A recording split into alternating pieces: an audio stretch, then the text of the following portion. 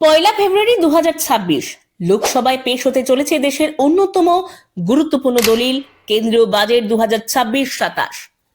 আর এই বাজেট পেশ করবেন টানা নবমবার কেন্দ্রীয় অর্থমন্ত্রী নির্মলা সীতারামন। কিন্তু প্রশ্ন একটাই, এই বিশাল বাজেট একাই কি তৈরি করেন অর্থমন্ত্রী? উত্তর হলো না। বাজেটের নেপথ্যে রয়েছেন অর্থ মন্ত্রকের অভিজ্ঞ একটি শক্তিশালী আমলাতান্ত্রিক দল, যাদের ছাড়া বাজেট তৈরির কাজ কল্পনাই করা যায় না।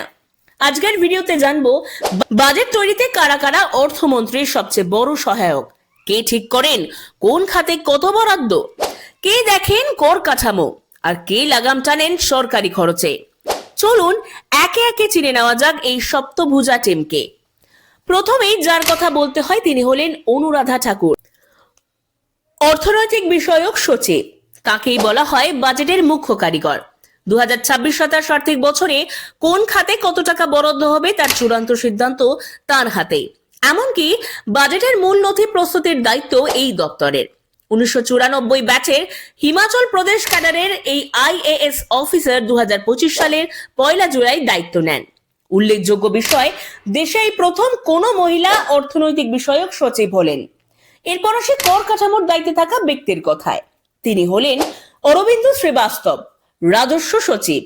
বাজেটের পার্ট বি অর্থাৎ কর সংক্রান্ত সমস্ত প্রস্তাব, আয়কর, কর্পোরেট ট্যাক্স, জিএসটি ও শুল্ক সবকিছুই ঠিক হয় এই দপ্তরের মাধ্যমে।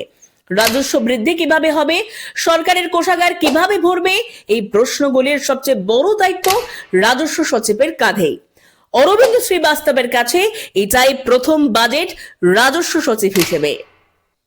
এরপর যার নাম আসে তাকে বলা হয় সরকারি খরচের রক্ষক। তিনি হলেন ভামলু নামাং ভুয়ালনাম, ব্যয় সচিব।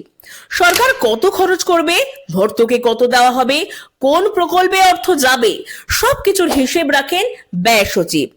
রাজস্ব ঘাটতি কিভাবে নিয়ন্ত্রণে রাখা যাবে, পরবর্তী আর্থিক বছরে আর্থিক শৃঙ্খলা বজায় রাখতে কি পদক্ষেপ দরকার, সে সম্পর্কেও পরামর্শ দেন তিনি। এরপর আসি ব্যাংক, পেনশন এবং বীমা ব্যবস্থার দিকে। এই দায়িত্বে রয়েছেন এম নাগরাজু, অর্থনৈতিক পরিষেবার সচিব। ব্যাংকিং সিস্টেমের আর্থিক স্বাস্থ্য, পেনশন ও সামাজিক সুরক্ষা প্রকল্প, বীমা সংস্থার স্থিতি সবকিছুই তার নজরদারিতে। সরকারের সামাজিক সুরক্ষা নীতির গুরুত্বপূর্ণ ছাপ বাজেটে পড়ে এই দপ্তরের মাধ্যমে। এবার কথা বলি সরকারি সম্পদ বিক্রি এবং বেসরকারীকরণের নিয়ে। এই কাজের দায়িত্বে রয়েছেন DIPAM দপ্তরের সচিব। সরকার কোন সেন্ট্রাল পাবলিক সেক্টর এন্টারপ্রাইজের স্টেক বিক্রি করবে, বেসরকারীকরণের রোডম্যাপ কি হবে, তার পুরো রূপরেখা তৈরি হয় এইখানে। এতগুলো দপ্তরের পাশাপাশি আরো একজন গুরুত্বপূর্ণ ব্যক্তি রয়েছেন যার ভূমিকা কৌশলগত। তিনি হলেন ভি অনন্ত নাগেশ্বরন, মুখ্য আর্থিক উপদেষ্টা। সব মিলিয়ে বলা যায় নির্মলা সীতারমনের বাজেট আসলে তৈরি হয় একটি শক্তিশালী 7 সদস্যের টিমের সম্মিলিত প্রচেষ্টায়। এই কারণেই তাকে অনেকেই বলেন সপ্তভুজা নির্মলা।